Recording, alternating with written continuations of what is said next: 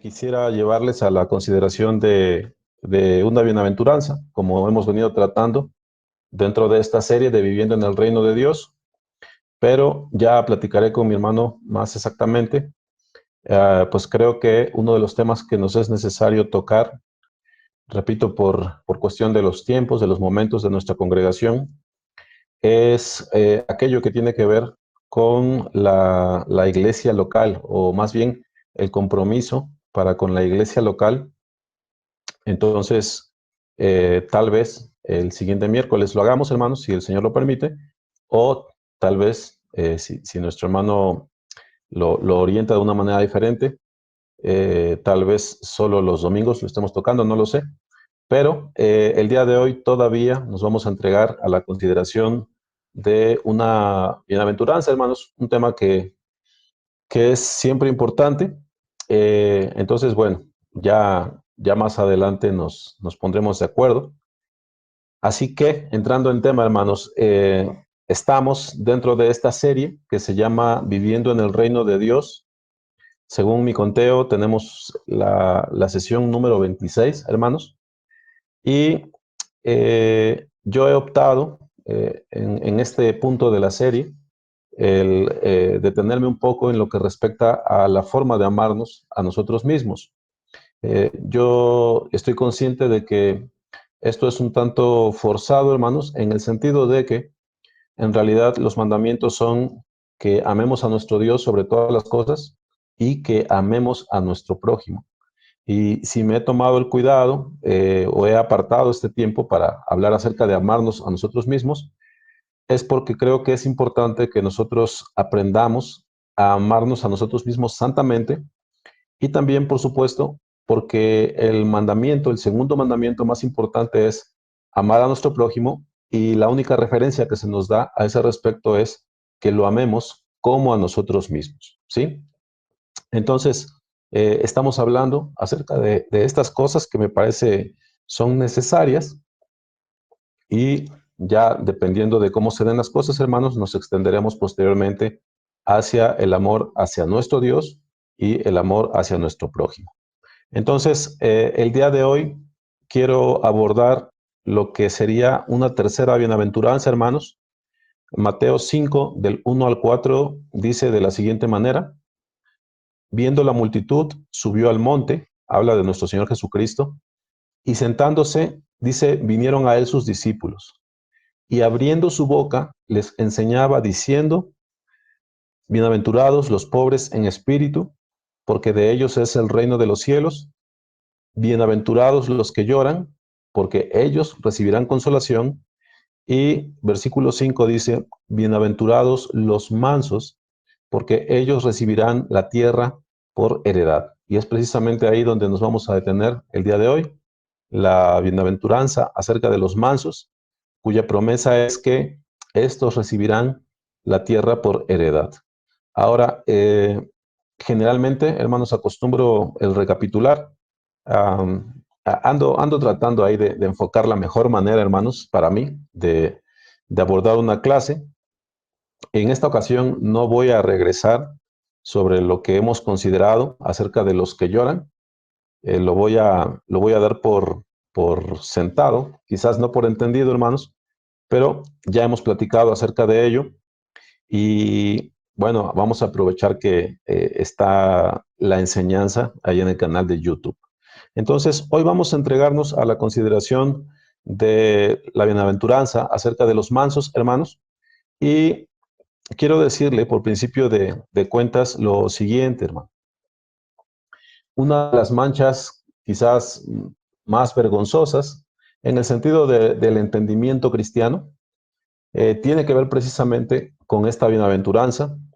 Y digo que es una mancha vergonzosa en los creyentes debido a que muchos hemos asentido, al menos interiormente, hermanos, o secretamente, a la afirmación del mundo o a la sabiduría del mundo que ataca particularmente esta bienaventuranza o la virtud, ataca a la virtud de la mansedumbre, hermanos. Y ya sabe usted, ese juego de palabras, ese dicho que a veces es no bien recibido, hermanos, pero asentimos en nuestro corazón, en nuestra mente, o por nuestra falta de entendimiento, asentimos a él. Hablo de eso, de que hay que ser mansos, dicen por ahí con la sabiduría del mundo, hermanos, pero no mensos. Usted debe conocer o debe haber escuchado en alguna ocasión esa expresión. Y el hecho, hermanos, es que muy probablemente a usted le ha tocado o escucharlo, no sé si decirlo, pero lo más sorprendente es que a veces esto lo adopta incluso algún creyente, lo adopta a alguien que cree en el Evangelio, que afirma ser del Señor, y este juego de palabras simplemente atenta contra la bienaventuranza. Y puesto que no profundizamos en la comprensión de esta bienaventuranza, algunos incluso llegamos a pensar que es así. Llegamos a creer que en esa sentencia, hermanos, por esa palabra, manso, menso, todo esto, llegamos a pensar que tal vez, de hecho, esa es la forma. Bueno, eh, la razón por la que a veces el creyente, tal vez secretamente, tal vez en lo íntimo, llega a sentir a una aberración así, vamos a decirlo así, hermanos, ah, es porque estamos inclinados desde nuestra carne, hermanos, a repudiar la mansedumbre. Y subrayo esto, desde nuestra carne, hermanos, los creyentes podemos estar inclinados o solemos estar inclinados a repudiar la mansedumbre. ¿Por qué es esto, hermanos? Porque puesto que provenimos del mundo, estamos acostumbrados a expresiones de que no voy a pasar por tonto, no me voy a dejar de los demás, no voy a permitir que se aprovechen de mí, etcétera, etcétera. Y de esta manera, cuando se nos presenta la mansedumbre, hermanos, y el mundo ataca de la manera que he dicho, con ese dicho, ataca a la bienaventuranza, bueno, algunos de nosotros secretamente o inconscientemente asentimos a una afirmación así. Así que vamos a tratar de entender lo que realmente es la mansedumbre, hermanos, a fin de que cuando la comprendamos, la podamos desear de corazón, tal y como debe ser, tal y como corresponde a los hijos de Dios. Y aquí se asoma, hermanos, nuevamente un principio o una afirmación que he manejado con las bienaventuranzas anteriores, y es que los valores nuestros están invertidos o están afectados. Ni la pobreza de espíritu, ni la perspectiva de ser uno de los que lloran, y en este caso, ni la mansedumbre no suelen encontrarse dentro de las cosas deseables o de las cosas que se le imparten a aquellos que han sido puestos bajo nuestra autoridad, sea esposa, sean hijos, incluso sean discípulos, ¿no? El llanto no es popular, la pobreza de espíritu no suele ser algo por lo que el corazón suspire, y tampoco lo es la mansedumbre. Entonces, se da aquí un fenómeno, yo le he llamado la inversión de nuestros valores, hermanos, y no escapa la mansedumbre de esto. Es decir, debemos trabajar para poder poner esta virtud en el lugar que le corresponde, en el lugar exaltado que Dios le ha dado. Entonces, vamos a entrar a la consideración de lo que es la mansedumbre, hermanos, y pues aprovecho que están aquí presentes mi hermano Israel, nuestro hermano Diego, y bueno, también nuestras hermanas que están escuchando. Quiero enfatizar solo por un minuto, hermanos, el beneficio y el gran provecho que hay en los ejercicios de concordancia. Y lo hago porque, aunque en esta ocasión me toca hablar a mí, hermanos, me toca enseñar a mí, me parece a mí que los ejercicios de concordancia, hermanos, son el camino, probablemente sea el camino más confiable y más seguro para encontrar el significado a las afirmaciones bíblicas. Como en este caso, si uno se toma la molestia de buscar en la concordancia, que hoy día es muy fácil por los dispositivos, si yo pongo allí mansedumbre o manso, en mi caso yo puse solamente las palabras mans y ahí ya me salió mansedumbre y manso. Es admirable, hermanos, la armonía que hay en los diferentes libros, en los diferentes textos que hablan acerca de la mansedumbre.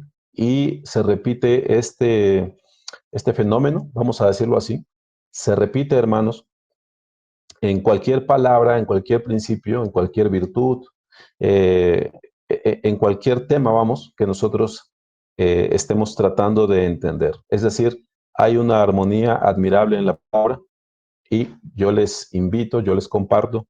Esta es para mí una de las mejores formas para, para acceder a lo que el Señor tiene que decir acerca de estas cosas. Bueno, ¿qué es la mansedumbre, hermanos? Vamos a empezar por allí y valiéndome del diccionario bíblico, encuentro que la mansedumbre, se relaciona con el dominio propio y la templanza, en contraposición con lo que se llega a pensar. La mansedumbre, hermanos, es el resultado de poder o del poder y no de la debilidad. Esto es importante subrayarlo. En contraposición con lo que se llega a pensar, la mansedumbre no es el resultado de la debilidad, sino es el resultado del poder, hermanos. Esto es importante de subrayar.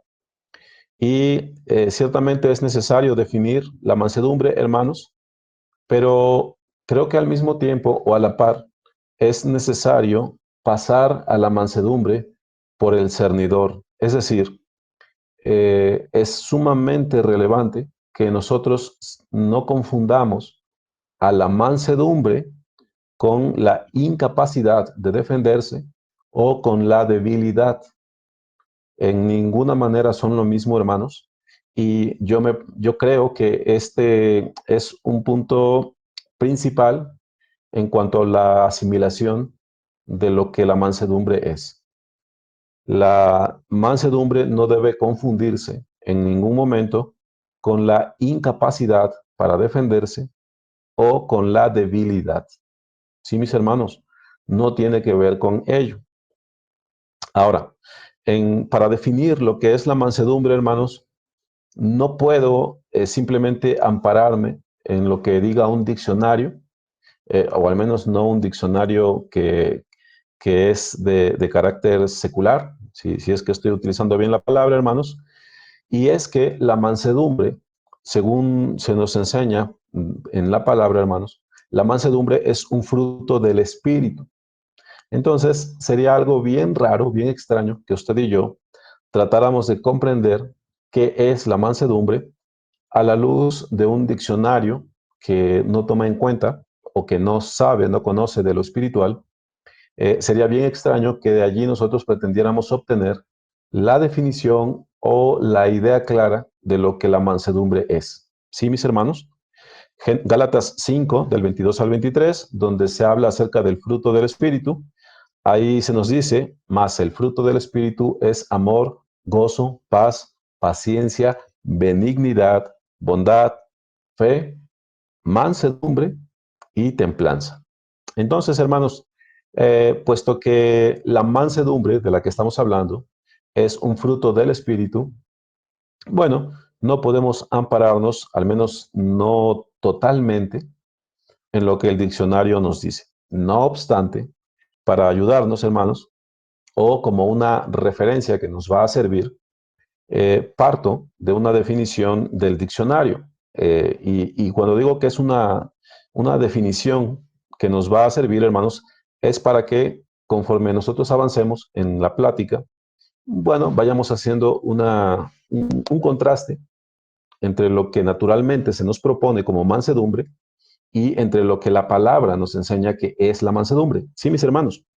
Entonces, si tú vas al diccionario y buscas por ahí la palabra mansedumbre, se dice de aquel que es apacible y tranquilo por naturaleza. Bueno, ahí ya encontramos algunos peros, eh, porque, bueno, ciertamente podríamos hablar de la naturaleza, pero de la naturaleza del Hijo de Dios, ¿no? Y es algo hacia lo que nosotros debemos acceder, uh, y no algo con lo cual desde el primer momento en que estamos en Cristo seamos hermanos, ¿sí? Dice también del manso, dice de aquel que no es bravo o fiero. Tal vez esto ya más orientado a lo que son los animales, ¿no? No lo sé, aunque podemos hacer una semejanza. Y por último dice uno que es de buen comportamiento o pacífico. Bueno, eso es lo que el diccionario nos dice. Si tú vas a los sinónimos, es alguien dócil, sosegado, sumiso, reposado, tranquilo, suave, apacible, afable. Sus antónimos serían inquieto, airado, irascible. Y en lo relativo a los animales, es domado, domesticado o amansado. Bueno, como hemos dicho, hermanos, esta descripción es insuficiente, puesto que nosotros aprenderemos la mansedumbre de nuestro Señor, de su palabra, y la vamos a abordar, por supuesto, como un fruto del Espíritu Santo de nuestro Señor. Entonces, por medio del uso de la palabra, hermanos, vamos a tratar de acceder a su significado, a lo que se comprende como manso, pero espiritualmente hablando. Ahora, inicio con una advertencia, hermanos, y aquí es bien importante que pongamos atención. Bueno, en todo momento, hermanos, pero es un énfasis que quiero hacer. He aquí una advertencia, hermanos. No podemos extendernos hacia la mansedumbre desde una base falsa. Repito esto y ahora lo explico. No podemos extendernos hacia la mansedumbre desde una base falsa.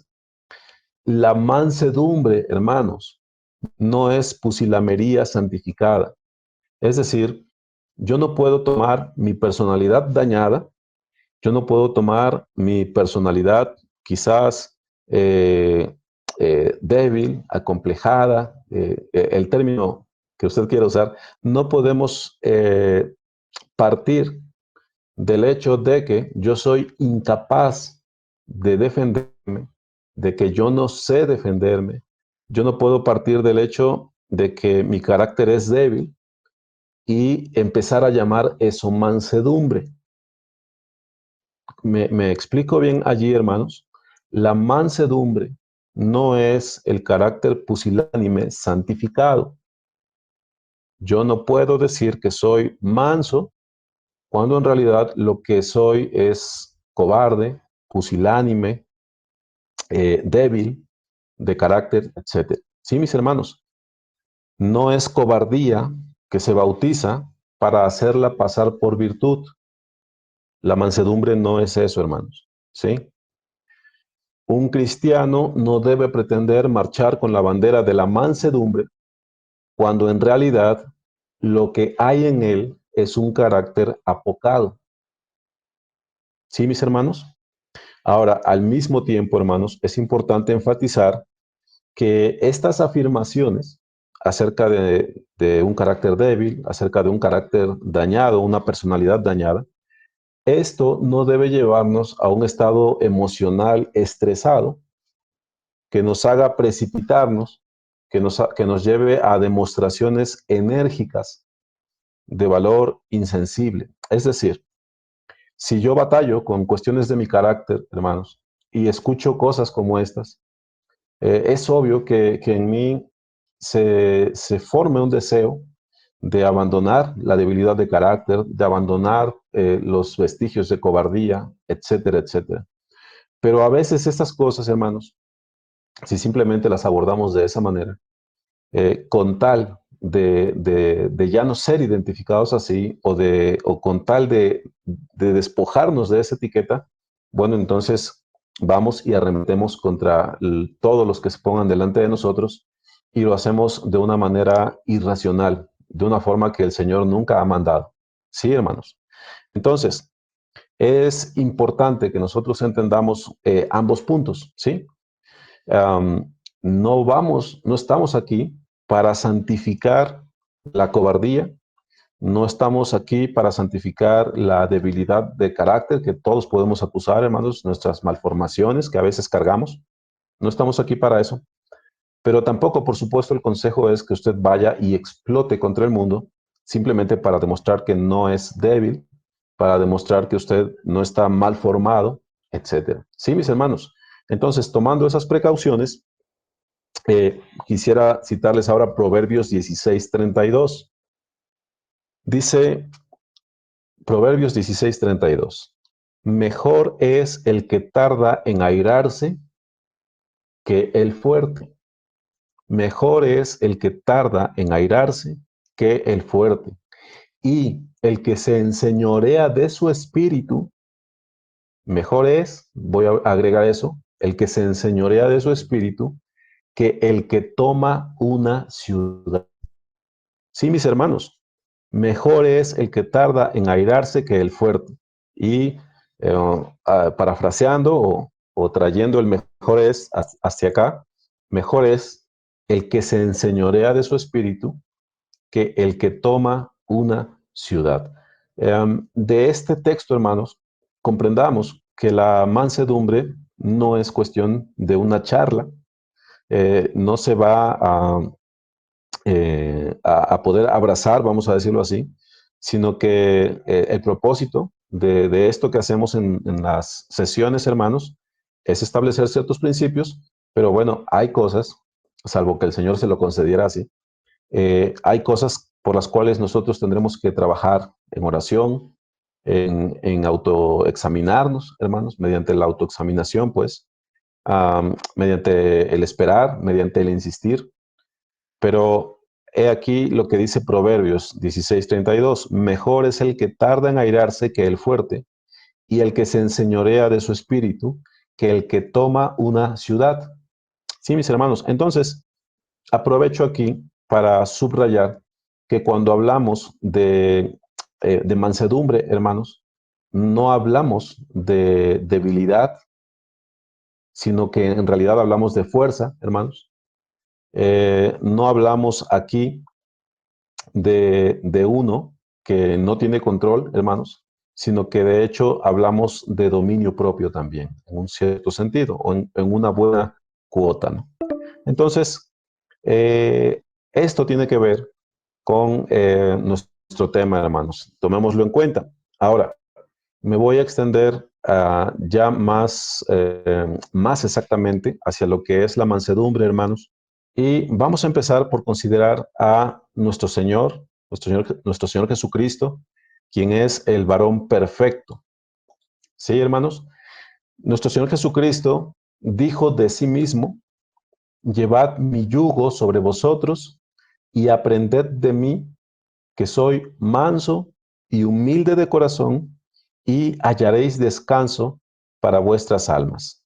Otra vez dice: llevad mi yugo sobre vosotros y aprended de mí, que soy manso y humilde de corazón, y hallaréis descanso para vuestras almas. Bueno, para ayudarnos a nosotros mismos, hermanos, consideremos entonces de inicio que nuestro Señor Jesucristo es un hombre manso. ¿Sí, mis hermanos? Ah, la mansedumbre, pues, fue mostrada por nuestro Señor mientras estuvo sobre esta tierra, y de él hemos de beber, de él hemos de tomar.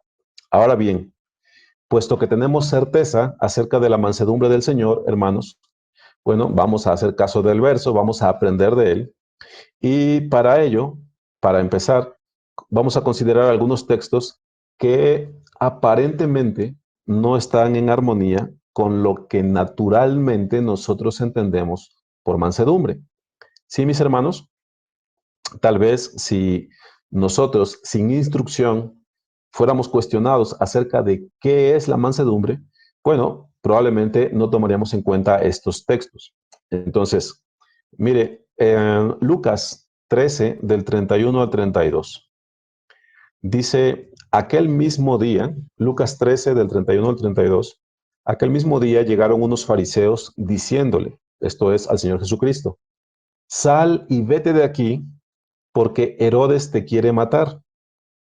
Y él les dijo, id y decid a aquella zorra, he aquí, echo fuera demonios y hago curaciones hoy y mañana, y al tercer día termino mi obra. Bueno, yo escuché en alguna ocasión un comentario acerca de esta expresión, ah, que no tenía exactamente que ver esto que dijo el Señor con su itinerario, sino que era una expresión que daba a entender que básicamente voy a hacer lo que tengo que hacer y después me voy a ir. Eh, ¿Por qué? Porque si nosotros seguimos leyendo, enseguida el Señor aclara, dice, con todo me es necesario ir para que escuchen en otras partes el Evangelio. Más allá de eso, hermanos, esta expresión, después de la amenaza que le dan al Señor, id y decid a aquella zorra, así dice el Señor con respecto a Herodes, dice, he aquí hecho fuera demonios y hago curaciones hoy y mañana, y al tercer día termino mi obra. Bueno, algunos de nosotros diríamos de esta expresión que no es mansedumbre. Sí, mis hermanos, algunos de nosotros, no estoy diciendo que todos nosotros, pero aprovecho, uso esta expresión, este texto, para decir lo siguiente. La mansedumbre no tiene que ver con admitir toda imposición, hermanos.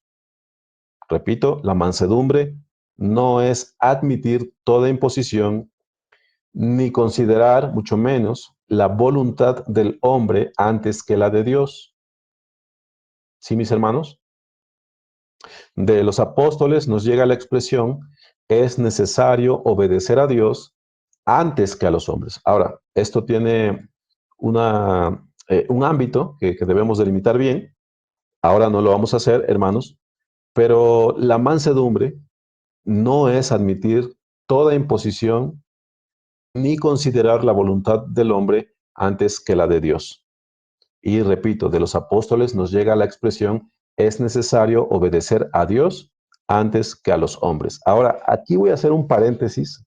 Eh, yo a veces hago esto con temor, hermanos, porque yo me entiendo, pero no me queda testimonio claro de si me doy a entender con ustedes, pero creo que es importante, hermanos.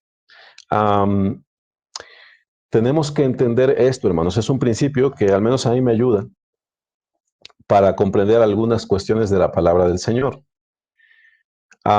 Es importante señalar, hermanos, que la verdad del Evangelio no es de carácter subversivo o revolucionario.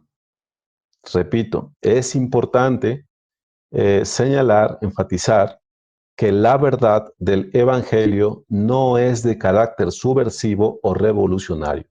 Si yo tuviera que explicar este principio en síntesis, hermano, yo lo que te diría es que tú no puedes tomar la palabra del Señor y a partir de sus dichos pretender hacer de este mundo lo que debería ser. Y bueno, yo sé que aquí algunos podrán no estar de acuerdo conmigo, pero me voy a explicar ahora, hermanos.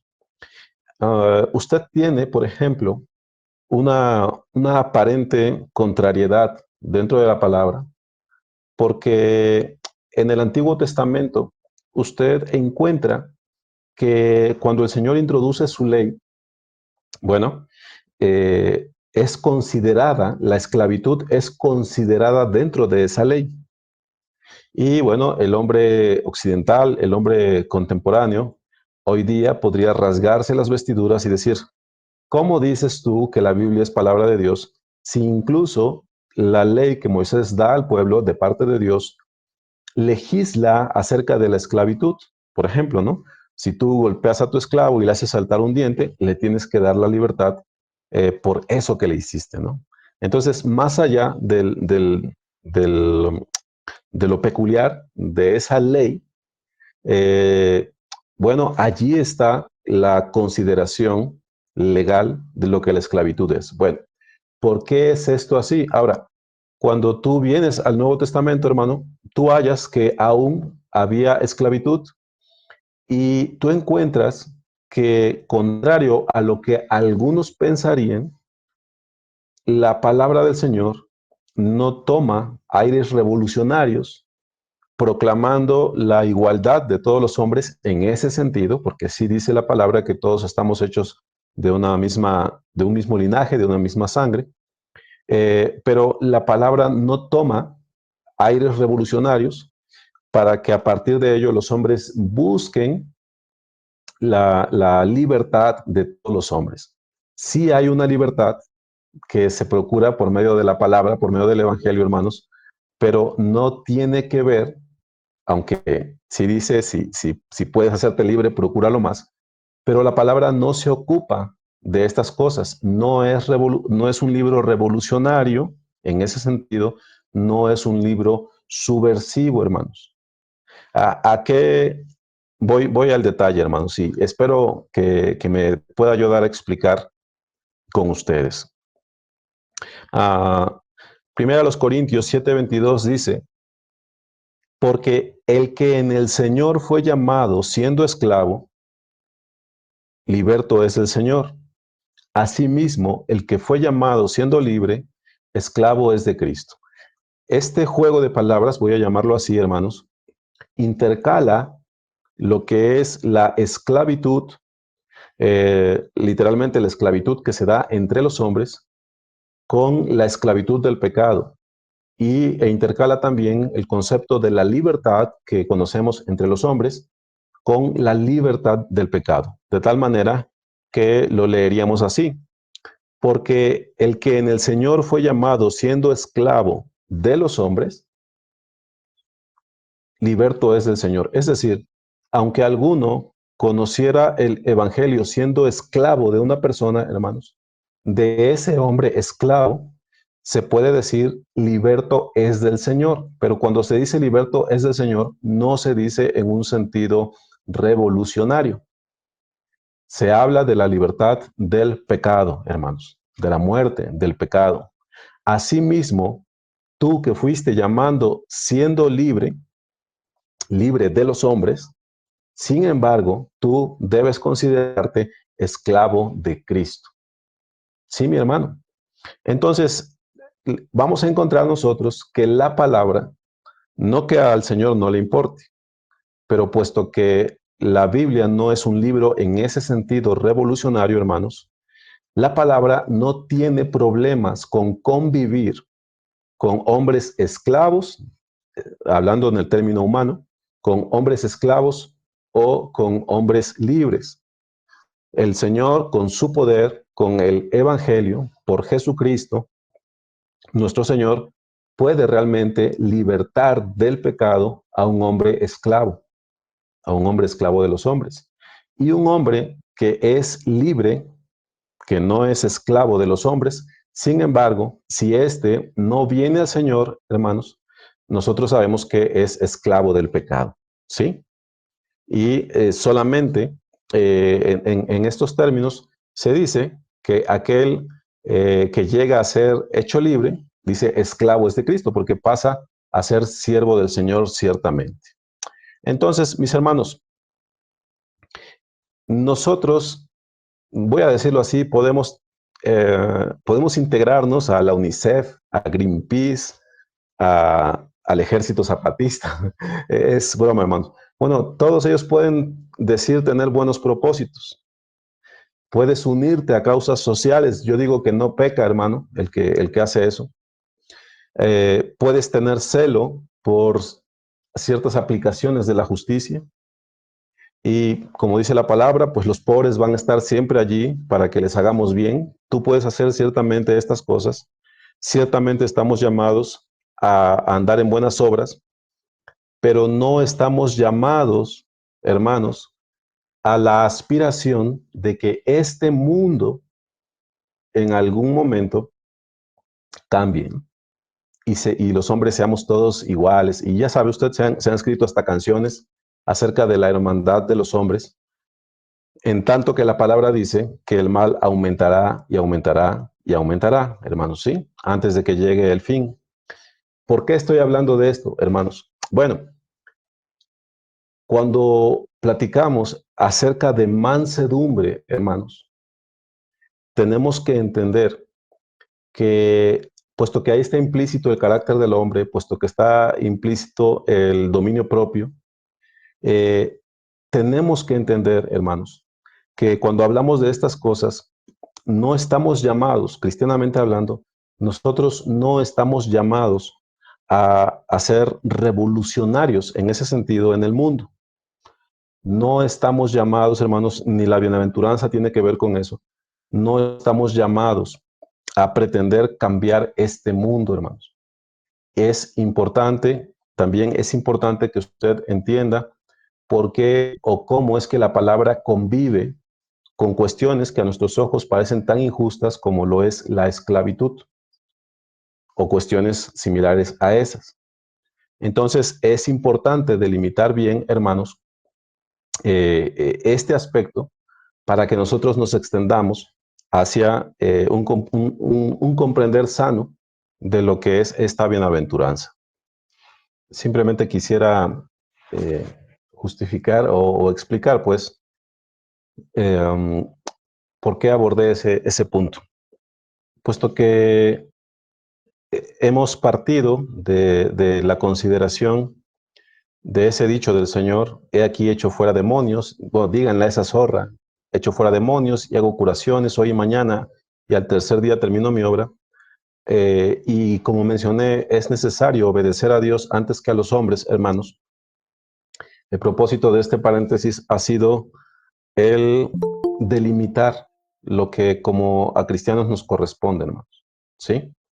No estamos hablando, pues, de, puesto que es necesario obedecer a Dios antes que a los hombres, bueno, voy a tomarla contra los gobiernos injustos, voy a tomarla contra mi patrón que es injusto, voy a tratar de purificar los sindicatos.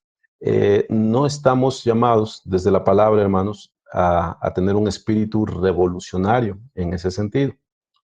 Estamos llamados, hermanos, a llamar a los hombres hacia la esperanza del reino de Dios. ¿Sí? Algo que es muy, muy distinto. Muchas veces, o en muchas personas creyentes, se da que confunden lo que es el llamamiento de Dios, hermanos, con las causas sociales. Afirmo que las causas sociales son malas, pues no, hermano, no me voy a meter en profundidad con eso. En buena parte lo desconozco, pero tengo esta certeza. Yo no estoy llamado en ese sentido a ser un hombre revolucionario. No estoy llamado a tomar la palabra y en nombre de Dios tratar de instaurar en esta tierra, en este mundo, en estas condiciones, el reino de Dios o las leyes de Dios. Sí, mis hermanos, espero estarme dando a entender con esto. Entonces, debemos ser sensatos y entendidos para distinguir lo que es nuestro alcance, nuestro propósito y el rol que Dios ha establecido para el creyente en esta vida. ¿Sí, mis hermanos? Ah, va a haber pobres hasta el día en que nuestro Señor venga, lo cual no significa que usted sea insensible para con los pobres, pero los va a haber, hermanos, nosotros no vamos a poder evitar eso. No vamos a poder evitar las injusticias, aunque si tenemos delante una y podemos hacer algo, bueno, no pecas, pues, pero entiéndame, hermano, no va orientado esto a que usted se vuelva un revolucionario, ¿sí? Bueno, eh, continuando, hermanos, con los matices del carácter del Señor. Recuerden, Él es nuestro ejemplo, Él es el varón perfecto, y Él dijo, aprended de mí, que soy manso y humilde de corazón, y hallaréis descanso para vuestras almas. Juan 4, del 16 al 18. Está hablando Jesús con la mujer samaritana y le dice, ve, llama a tu marido y ven acá. Respondió la mujer y dijo, no tengo marido. Jesús le dijo, mire cómo era el carácter de nuestro Señor, al respecto de que no que fuera insensible, sino que cuando Él interactuaba con las personas, cuando pretendía cuando les hacía bien, pues, eh, traía a colación el pecado, hermanos, no para condenación, sino para interactuar con la persona para al final hacerle bien. Bien has dicho, no tengo marido, porque 5 maridos has tenido, y el que ahora tienes no es tu marido. Esto has dicho con verdad. Lucas 11, del 37 al 48. Luego que hubo hablado, le rogó un fariseo que comiese con él. Esto es importante porque dice enseguida, y entrando Jesús ¿en la casa de quién? Del fariseo, se sentó a la mesa. El fariseo, cuando lo vio, se extrañó de que no se hubiese lavado las manos antes de comer. Que no se hubiese lavado, dice el texto. Pero el Señor le dijo, ahora bien, vosotros los fariseos limpiáis lo de fuera del vaso y del plato, pero por dentro estáis llenos de rapacidad y de maldad. Bueno, se podría decir, hermanos, que nuestro Señor, a la luz de lo que son nuestras normas de etiqueta, alguno diría, bueno, no se portó bien el Señor allí, ¿no?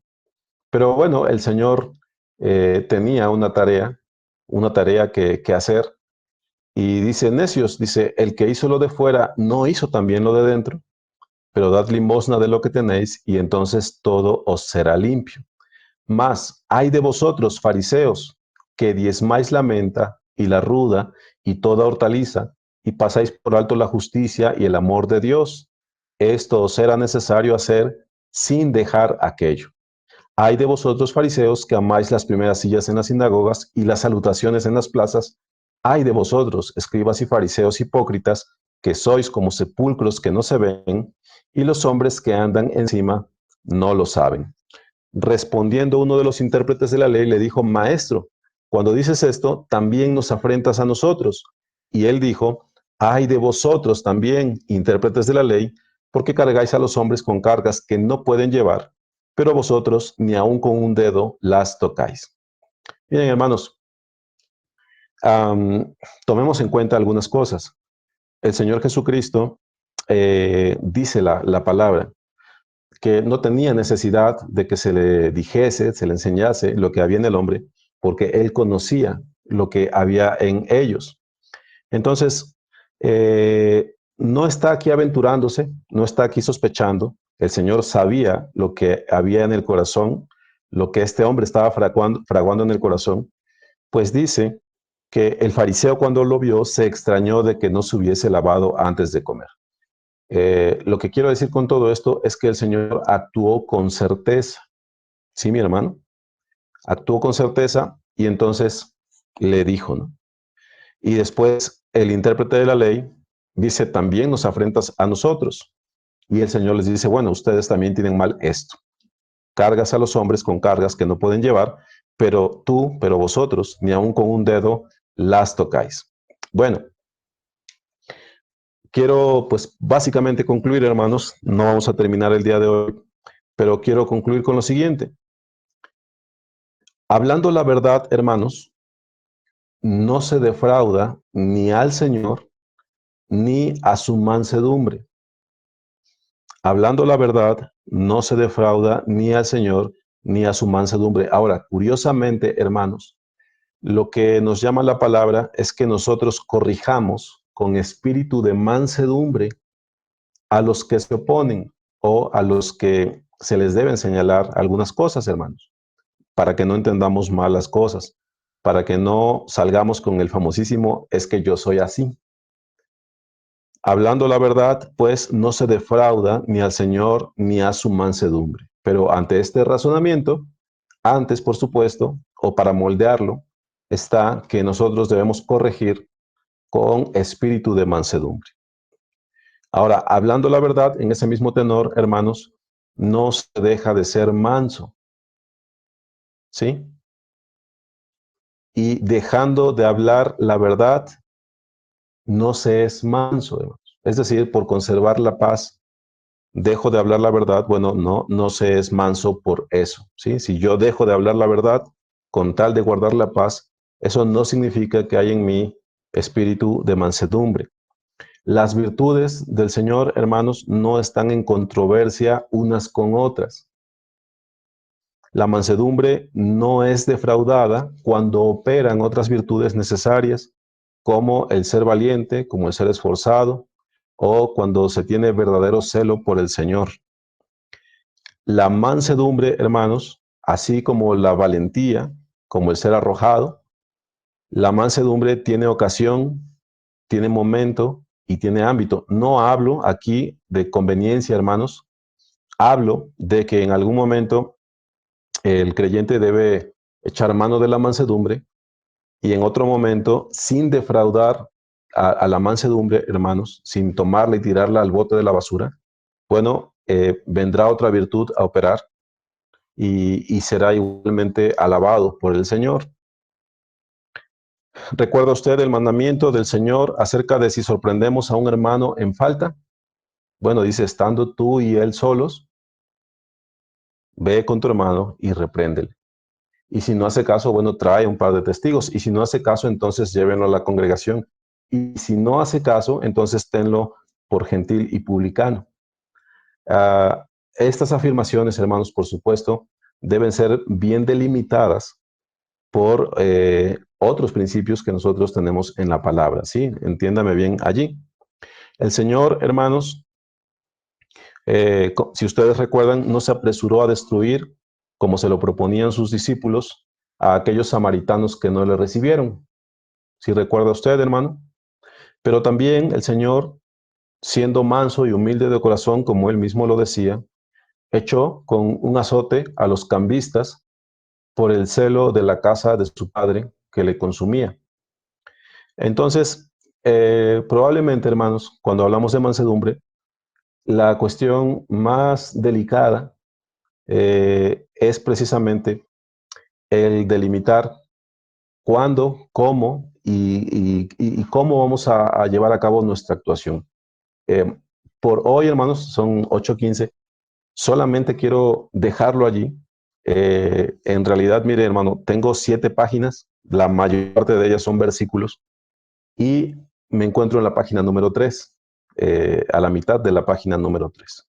Entonces, no vamos a concluir el tema el día de hoy, hermanos, pero yo espero al menos el que usted se plantee cuál es la comprensión que tiene de lo que es la mansedumbre, hermanos. Entonces, me tengo que detener en este punto, hermanos.